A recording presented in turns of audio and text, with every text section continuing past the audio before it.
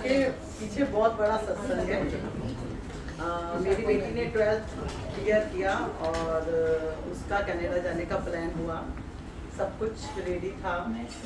हम फाइल भी एडमिशन की फाइल भी आ गई, इस कॉलेज में सिलेक्ट करना है, ये करना है, चेक्स भी रेडी हो गए। तो मैंने ना उसको बोला कि अपनी फाइल गुरु जी के आगे रख ले, और मन में ये चल रहा था कि काश ये नहीं जाए, गुरु जी के आगे हो। हाँ, क्योंकि काश ये नहीं जाए, क्योंकि मेरे को ऐसा लगता था कि अभी उसके लिए रेडी नहीं है, बहुत इनोसेंट है और अकेले जाके वहाँ पर मैनेज कर पाएगी। और दूसरा मेन डर था हमको कोरोना का। जब कोरोना में बच्चे कनाडा में रह गए और पेरेंट्स इधर, तो कनाडा के जस्ट ये कोरोना के जस्ट बाद ही मेरी बेटी का 12th क्लियर हुआ था। तो कनाडा के पीछे लगे रहे हम, फाइल रख दी, सब कुछ हो गया। और लास्ट मोमेंट में उसका एडमिशन जिस कॉलेज में वो चाहिए था वो नहीं हुआ उसका। तो उसको बहुत गुस्सा कि मेरे 3 फ्रेंड सेम कॉलेज में चले गए, एक आपके गुरु जी तो कुछ कर नहीं सकते। सीधा आगे बोल दिया, क्यों रखा है गुरु जी के पास फाइल, ऐसे जय गुरु जी करते रहते हो, कुछ नहीं होता है। गुरु जी ने मेरे को कनाडा भेजना नहीं था। जब मैं वो फाइल रख दी थी तो मैं कहा गुरु जी जो एंदे वास्ते अच्छा ना वो करना, पर मेरी जो इच्छा है ना उन्होंने ना भेजन दी है। आगे तो गुरु जी की मर्जी थी, गुरु जी ने उसको भेजा नहीं। पर हमारे साथ इन बिटवीन ये हो गया कि इधर के कॉलेज की सब सीटें फुल हो गई। अब मेरे को बोलती है अब आपके गुरु जी कुछ अच्छा करना चाहते हैं तो मेरे को हैरियट बोर्ड में एडमिशन लेके दो, मैं तो किसी और कॉलेज में जाऊंगी भी नहीं। तो हैरियट बोर्ड में एडमिशन के लिए हमने बहुत ट्राई किया, इसको ट्राई उसको ट्राई, फिर कहते कि नहीं अब तो सीटें फुल हो चुकी हैं। एक लड़की का फ़ोन आता है, आई डोंट नो मीडिएटर थी क्या थी, कहती है कि कशिश आ जाओ, अपने पूरे डॉक्यूमेंट्स लेके आ जाओ और अपने पेरेंट्स को लेके आना। तो ये बोले कि तू ही चली जा, मैं तो अबू धाबी में हूँ।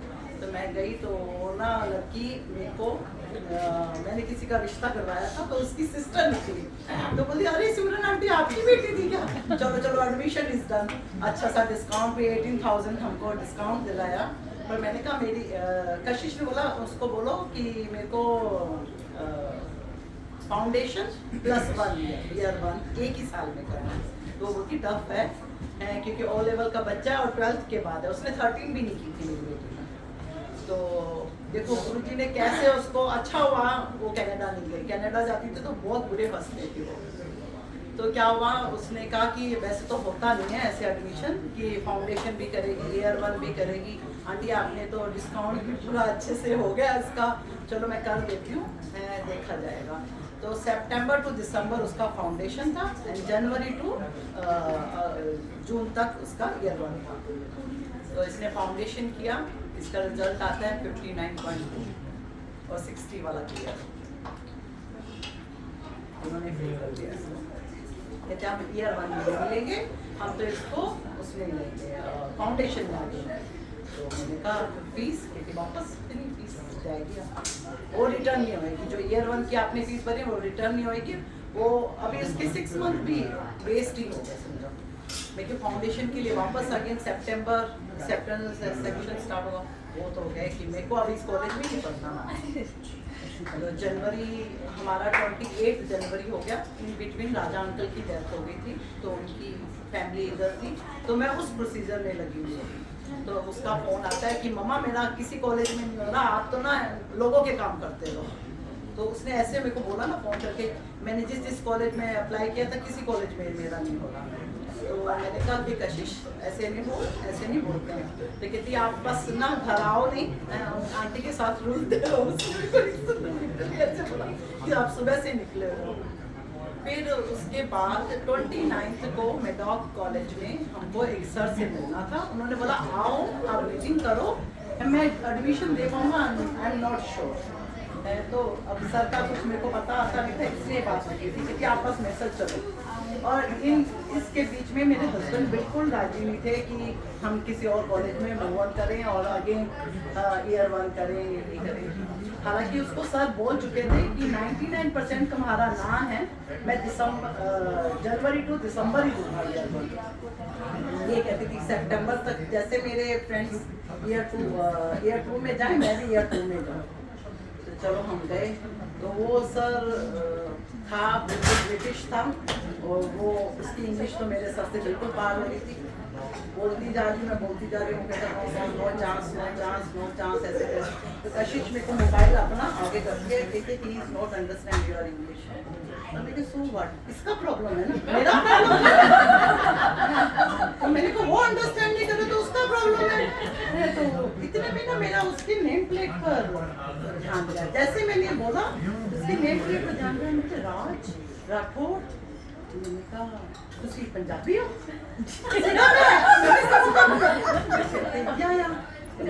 पहले तो सोचती थी हो तो इंडिया तो कहते मैं तो यूके का ही हूँ, उधर ही बॉर्न हुआ हूँ, पर मैं हूँ पंजाब से। मैं कितना दी हो? कहते जलंधर। जय गुरु जी, एडमिशन दो। मेरी कुड़ी को तो एडमिशन भी चाहिए था, कहता कि जनवरी का पूरा महीना चला गया। तो मैंने कहा कोई बात नहीं, एडमिशन दो और चाहिए कि सितंबर तक, ईयर 2 भी सितंबर तक ही चाहिए। वो था पॉसिबल नहीं है। मैं कि पंजाबी होती है, पंजाबी क्या भाई इम्पॉसिबल है, तो ये तो बात बनती नहीं है। फिर एट लास्ट गुरु की कृपा से उसने, फिर मैंने कहा कि जलंधर में आप गुरु जी को, तो बोले हाँ जय गुरु जी। कशिश तेरा एडमिशन हो गया। उसने अभी बोला भी नहीं कि मैं कर दूंगा। मैंने कहा कशिश तू चिंता मत कर, तेरा एडमिशन हो गया, चलो जी डॉक्यूमेंट्स दो, तो फीस कितनी देंगे? मैंने कहा डिस्काउंट भी चाहिए भैया। और दूसरी कंडीशन, अभी तो दूसरी कंडीशन कशिश की सुनी, कहती है मैं ईयर 1 इधर करूंगी और ईयर 2 जाके हेरिटेज में ही करूंगी। वो कंडीशन कहती है इसको बोल दो सबको ये कंडीशन रहेगी, फिर कल को ये कुछ करें। मैं क्या पागल है, अभी एक तो पूरी होने दे फिर दूसरे पर बात करते हैं। तो चलो जी एडमिशन हुआ कशिश के, उनको हेरिटेज पार्ट लोगों को चाहिए तो 60%, कशिश क्या है 78%। जय गुरु जी। ईयर 2 में गई हेरिटेज बोर्ड, वापस आ गई और सितंबर तक ही हुआ और ईयर 2 अभी कंप्लीट हुआ। अगेन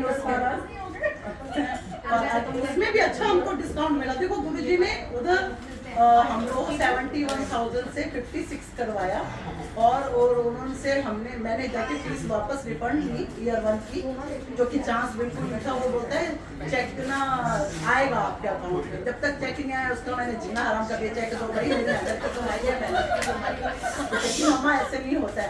मैंने उसको पता क्या बोला, ईयर 2 में पे ट्रांसफर करते। तो कहते कब करेंगे भैया? अगले साल सब बच्चों के साथ।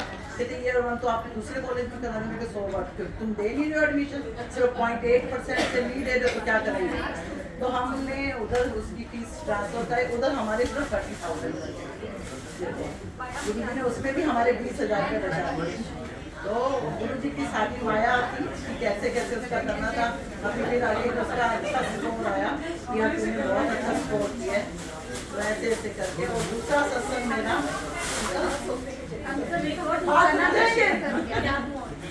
दूसरा सत्संग मैं जब गुरु जी से कनेक्ट हुई थी, मेरे पास गुरु जी का कोई स्वरूप नहीं था और मुझे ये नहीं पता था कि गुरु जी का स्वरूप बाय नहीं कर रहा होता है, बाय नहीं करना होता है, ब्लेसिंग के थ्रू आता है।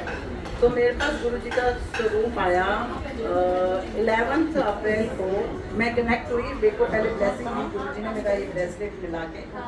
फिर मैं 11 अप्रैल को मैं हमारी बिल्डिंग में कोई आंटी देखने आती है फ्लैट, तो मैं उनके साथ जाती हूँ 11 अप्रैल को उसी फ्लैट में।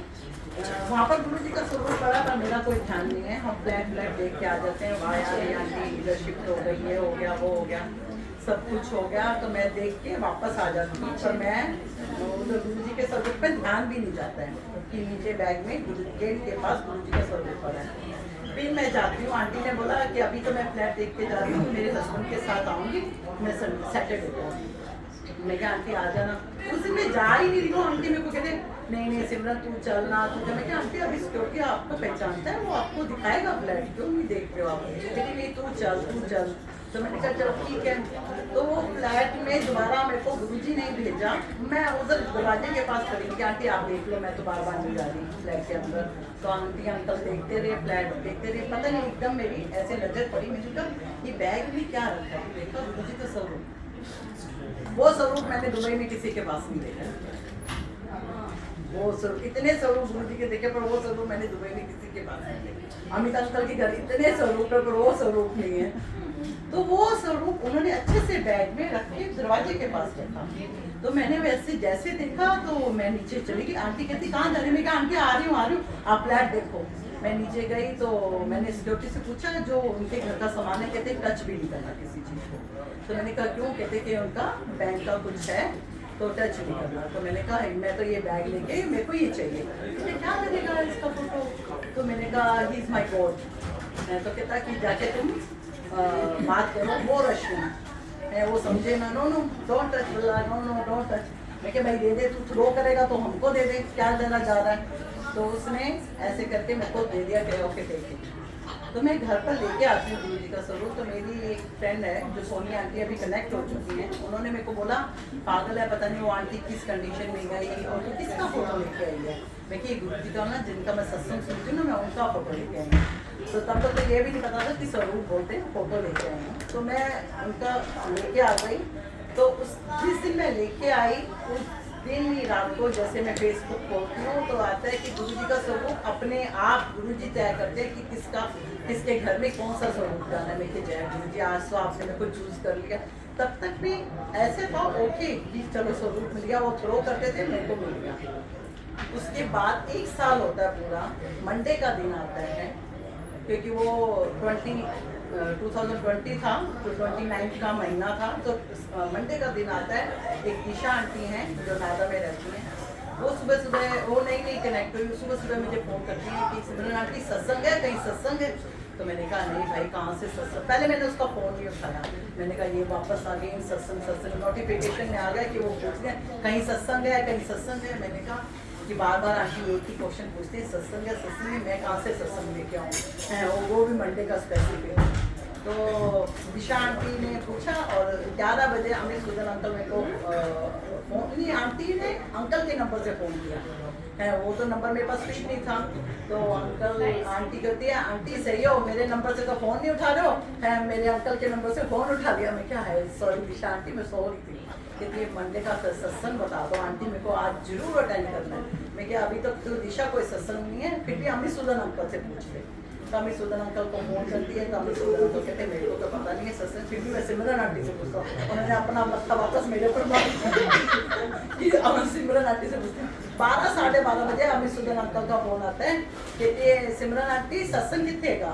तो मैंने कहा अंकल तुसी पागल तो नहीं हो गए, समझे दिशा आंटी भी बोलती सत्संग कितनेगा सत्संग। मैं कि मैं कितों सत्संग लेके आऊँगा जो तो है ही नहीं, कोई इन्विटेशन ही नहीं है। तो कहते हैगा ना सत्संग ਤੁਹਾਡੇ घरे। मैं क्या दिमाग सब सही चलता है, कोने एक हो रहा है कि मैं शाम को सत्संग क्यों करांगी? तो कहते नहीं आंटी ਤੁਹਾਡੇ घर सत्संग है आज।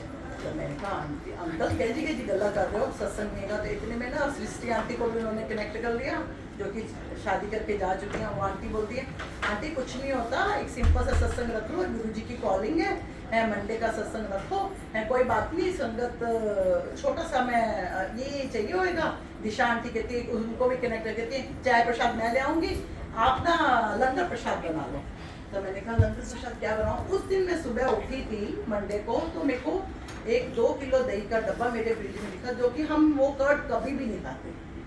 और हफ्ता पहले चांदनी आंटी कह रही थी कि मेरे पास ना 3 घी के डब्बे आ गए हैं और ना अभी तक मैंने कभी कहीं पर ऑर्डर नहीं किया है, पता नहीं कहाँ से घी के डब्बे आ गए। वो बाहर छोड़ के गेट पर चले गए और बैल मार के चले गए। तो उसने अमृत वेला में ये बात शेयर की सैटरडे को, और मेरे को ना वहीं पर बैठे बैठे थोड़ा मैं कि वाह सही है गुरु जी, घी के डब्बे 3 घी के डब्बे बिना किसी पेमेंट दे वैसे वहाँ पर सत्संग में बैठे बैठे बोल रहे हैं। तो मैंने कहा सही है। जो सुबह मैंने दही का डब्बा देखा, मैं कि दही कहाँ से आई? तो मैं इनको बोला हम कहाँ खाते हैं ये वाली दही, आप ले आके थे, मैं तो कोई दही लेके ही नहीं आया। तो मैंने कहा है लंगर क्या बनाऊँ? तो अंकल के मुंह से निकला कड़ी पकौड़ा बना लो। ठीक है हाँ सही बात है, 2 किलो दही भी पता नहीं कहाँ से आई हुई, पता नहीं कौन लेके आया, चलो कड़ी पकौड़ा बना लेती। मेरे को कुछ करना भी नहीं पड़ेगा, जदोजहद भी नहीं करनी पड़ेगी कि ये बनाना है वो बनाना है। कड़ी पकौड़ा और राइस बनाती हूँ, फुल्का भी नहीं, चपाती भी नहीं, किसको देंगे हम सेवा। इतने में बातचीत करते 2-2:30 बज गए और शाम का 6 बजे का सत्संग भी तैयार हो गया। जब मैं दरबार लगा रही थी मेरे पास कोई चोला भी नहीं, चोला जनरली मेरे पास था ही नहीं। तो मैंने कहा क्या लगाऊं? तो एक रग लेके आई थी मैं कारपोर से, सामने से मैंने वो रग बिछाती हूँ और टेबल पर जैसे मैं उस गुरु जी का स्वरूप उठाती हूँ लगाने के लिए। तो जिस दिन मेरे को स्वरूप मिला था ना, उस दिन मैंने वो डेट लिख दी थी 16 अप्रैल। तो उस दिन 16 अप्रैल थी। तो गुरुजी ने उस दिन खुद तय किया कि सत्संग इसके घर होना चाहिए। आज तो मेरा बर्थडे है, एक्चुअली में उनका बर्थडे था। तो मेरे को जब दरबार लगा रही थी तो मेरे को तय हुआ कि गुरुजी ने आज कैसे कैसे सत्संग रखवाया, और बहुत छोटा सा स्मॉल सा सत्संग हुआ, हो गया। जय गुरु जी। ऐसे तो